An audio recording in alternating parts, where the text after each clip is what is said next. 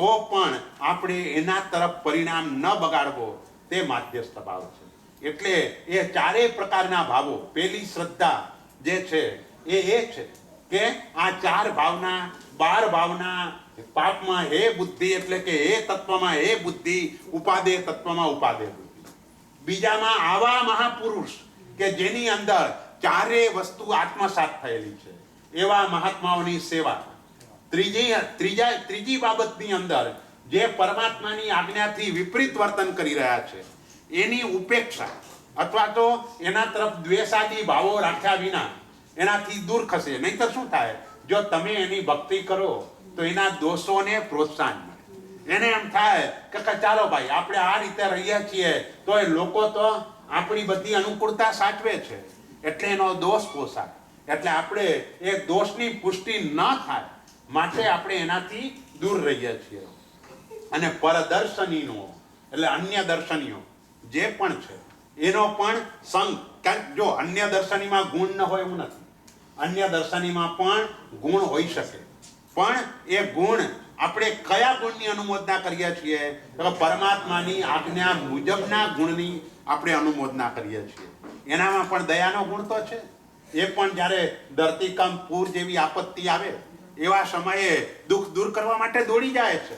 એટલે અનુકંપા નામનો ગુણ તો છે, પણ એ અનુકંપા જો આસ્તિક્ય પૂર્વકની હોય તો પરમાત્માની આજ્ઞા મુજબની કહેવાય. અને આસ્તિક્ય જો જોડે ન જોડાયેલું હોય તો એની સાથે પરમાત્માની આજ્ઞા ભળી નથી. એટલે એ ગુણ અનુમોદના કરવા લાયક નથી. આસ્તિક્ય એટલે શ્રદ્ધા, પરમાત્માના વચન તરફની પૂર્ણ શ્રદ્ધાની સાથેની જે અનુકંપા છે તે વાસ્તવિક અનુકંપા છે. મેં તમને આગલા વખતે પણ ઉદાહરણ આપેલું કે તમારા ઘરની અંદર 2 બાળક હોય, એમાંનું એક બાળક દૂધનો ગ્લાસ ઢોળે અને બીજું બાળક પાણીનો ગ્લાસ ઢોળે. આપણે ઠપકો કોને આપીએ છીએ? દૂધનો ગ્લાસ ઢોળ્યો હતો, દૂધનો ગ્લાસ ઢોળ્યો તો નુકસાન કેટલું થયું? $1, $1.5 એટલું જ નુકસાન થયું. પણ પાણીનો ગ્લાસ ઢોળાયો તો કેટલું નુકસાન? અસંખ્ય જીવોનો કચ્ચર ઘાણ વળી ગયો. એટલે જીવ તરફની અનુકંપા નથી માટે પાણીનો ગ્લાસ ઢોળ્યો ત્યાં આપણે એને ઠપકો નથી આપતા, ત્યાં અરેરાટી નથી છૂટતી. એટલે શું થયું કે વાસ્તવિક અનુકંપા નથી. જો વાસ્તવિક અનુકંપા હોત તો આપણા જેવો જીવ એ પાણીમાં દેખાત અને આટલા બધા જીવો વિના કારણે અને એ રીતે ઢોળી દીધું પાણી તો આપણો જીવ બળી જાય, તો એ ના થયું. એટલે વાસ્તવિક અનુકંપા ના થઈ. એટલે વાસ્તવિક અનુકંપા ના પૂર્વકની, આસ્તિક્ય પૂર્વકની અનુકંપા હોય.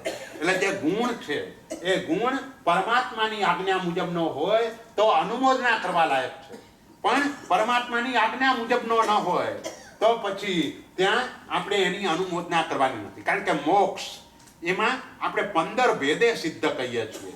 તો એ 15 ભેદે સિદ્ધની અંદર જેમ આપણે મોક્ષે જઈ શકીએ એમ અન્ય દર્શની એને પણ પછી ભલે એનું દર્શન ચાલ્યું ગયું હોય, બહારથી અન્ય દર્શની કહેવાય. જે પણ હોય, ધારો કે ઓલો તાપસ વલ્કલજી શું હતું? તાપસનો વેશ, પણ બહારથી તાપસનો વેશ હતો, અંદરથી તો પૂરેપૂરો જૈન બની ગયો હતો. કારણ કે જે જાતિસ્મરણ જ્ઞાન થયું એનાથી ખ્યાલ આવી ગયો કે પૂર્વ જન્મની અંદર મેં સાધુપણામાં આવી ક્રિયા કરેલી છે ને એની વિરાધના કરી એટલે હું તાપસ તરીકે આવ્યો છું. એને બરાબર સમજાઈ ગયું હતું. અને સમજાઈ ગયું અને તે વખતે એ જે ભાવધારામાં ચડ્યો તો એ પરિલેહણ કરતા કરતા જ કેવલ જ્ઞાન થઈ ગયું. તો છે તાપસ, પણ તાપસ હોવા છતાંય કેવળ જ્ઞાન થયું. કેમ થયું? કારણ કે બાહ્ય વેશ ગમે તે હતો પણ અંદરની પરિણતિ એની સુધરી ગઈ હતી, તો એના કારણે થયું. એટલે જે સિદ્ધના 15 ભેદ છે એ બાહ્ય અપેક્ષાએ છે, અભ્યંતર અપેક્ષાએ નહીં. જેમ જીન સિદ્ધ ને અજીન સિદ્ધ, તીર્થંકર થઈને મોક્ષે ગયા કે તીર્થંકર થયા વિના ગયા, પણ મોક્ષે ગયા પછી તો બંને સરખા છે. મોક્ષમાં ગયા પછી તીર્થંકરના આત્માને ઊંચું સ્થાન મળે અને પેલાને નીચું સ્થાન મળે એવું તો કઈ છે જ નહીં. મોક્ષમાં ગયા પછી 15 પ્રકારના જીવો બધા જ એક સરખા, કોઈ ભેદભાવ નહીં. ને જો ભેદભાવ હોત તો ત્યાંય ગોત્ર કર્મ હોત કે ભાઈ આ ઊંચો આ નીચો, પણ આવો કોઈ ભેદભાવ નથી.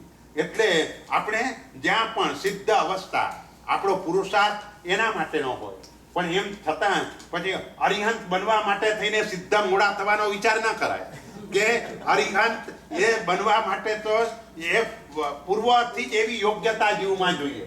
જ્યારે જીવ નિગોદથી બહાર નીકળે ત્યારથી એની પરિણતિ આખી જુદી કક્ષાની હોય. એટલે એક અરિહંતનો આત્મા એવો હોય, પરાર્થ વ્યસની હોય, એને પરોપકાર કર્યા વિના ચેન ન પડે, ગમે નહીં. સાધુનો ગુણ બજાવે પરોવયાર નિરયા, પરોપકારમાં તત્પર છે. અરિહંતનો ગુણ બતાવ્યો પરાર્થ વ્યસની, એને વ્યસન છે, એ કર્યા વિના ચેન જ ન પડે, એવું એનું વ્યસન છે. તો એ વ્યસન આપણને જો લાગી જાય તો કદાચ ત્યાં સુધી પહોંચાય. એના જે આશ્રમો છે, દર્શન વિશુદ્ધિ, વિનય સંપન્નતા, શીલ વ્રતેષ્વનતિચારો, અભિક્ષણમ જ્ઞાનોપયોગ સંવેગૌ, શક્તિ તસ્ત્યાગ તપસી, સંઘ સાધુ સમાધિ, વૈયાવૃત્યકરણ, મર્હદાચાર્ય પ્રવચન ભક્તિ, રાવશકા પરિહાણીર, માર્ગ પ્રભાવના, પ્રવચન વત્સલત્વમિતિ, તીર્થકૃત્વ સ્વ. એટલે તીર્થંકર નામ કર્મ બાંધવા માટે આવા ગુણો જોઈએ, આટલા ગુણ જોઈએ. જ્યારે આટલા ગુણ જીવમાં આવે ત્યારે તીર્થંકર નામ કર્મ બંધાય. એટલે આપણે સિદ્ધ બનવાની એ બધાની અપેક્ષા હોય કે ભાઈ હું જલ્દી આમાંથી મુક્ત બનું. પણ એ મુક્ત બનવા માટે, એ ફળ પ્રાપ્ત કરવા માટે, કારણ કે ફળ તો જ મળે કે પેલા બીજ વાવવું પડે. જો બીજ હોય તો એમાંથી ફળ પ્રાપ્ત થવાનું છે. બીજ જ ન હોય એને આ ફળ કેવી રીતે મળે? તો કે બીજ કયું? કે સમ્યક દર્શન એ બીજ છે. એ બીજથી જ મોક્ષ નામનું ફળ આપણને પ્રાપ્ત થાય છે. એટલે આજના દિવસે આપણે આ 4 શ્રદ્ધાની વાત કરી. એટલે પેલી જે ઢાળ છે એની આપણી વાત થઈ. આવતીકાલે આગળનું કંઈ જોઈશું ને એવું લાગશે તો વચ્ચેથી પણ કંઈ લઈને એ રીતે લઈ લઈશું. કાલે આપણે બરાબર બપોરે 2 થી 4 એ રીતે રહેશે. એક્ઝેક્ટ 2 વાગે શરૂ કરી દઈશું. અને કારણ કે કાલ સવારે તમારા અહીં ગ્રેજ્યુએશન પણ છે અને આ બધાની જવાબદારી પર 1200ની સાધર્મિક ભક્તિની પણ બધાની જવાબદારી છે. એટલે એ બધું થઈ ગયા પછી આપણે 2 કલાક અહીં સ્વાધ્યાય કરીશું. પરમાત્માની આજ્ઞા વિરુદ્ધ બોલાય તો મિચ્છામી છે.